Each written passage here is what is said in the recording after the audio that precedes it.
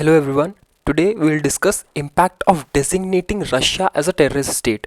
So basically my first point is कि at least Ukraine के लिए this recognition signifies that उसके आज भी काफ़ी सारे यूरोप में फ्रेंड्स हैं, significant फ्रेंड्स हैं और significant पार्टनरशिप है.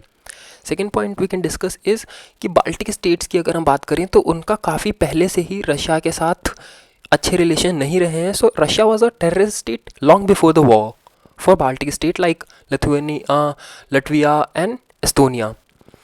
नाउ वो अब उसके ऊपर EU का भी स्टैम्प लग चुका है. So we can say that इससे काफ़ी हद तक रशिया की जो एक ग्लोबली इमेज थी उससे काफ़ी फ़र्क पड़ेगा. The next impact is terrorism की definition in a way Europeans के द्वारा चेंज की जा रही है. एंड इससे लॉन्ग टर्म इम्पैक्ट जो आएगा वो ये होगा कि पाकिस्तान जैसी कंट्रीज़ जो एक्चुअल में टेररिज्म स्पॉन्सरिंग नेशन है, they can actually get away with it कि it's just a political notion.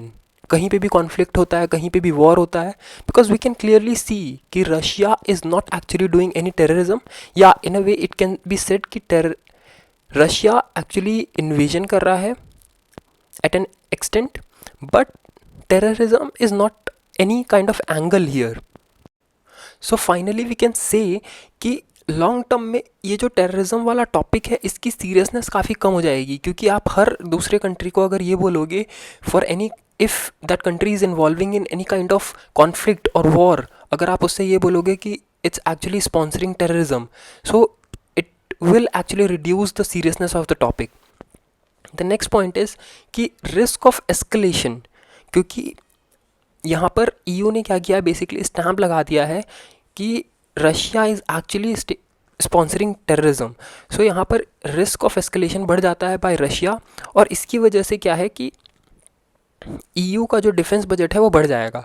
अब मैं तो भूला, मुझे समझ में नहीं आता है कि डिफेंस बजट अगर यूरोप का बढ़ेगा तो फ़ायदा किसका होगा, बट अगर आपको पता है तो आप कमेंट सेक्शन में बता सकते हो. नेक्स्ट पॉइंट इज़ कि इट्स वेरी क्लियर कि Russia has lot of huge market.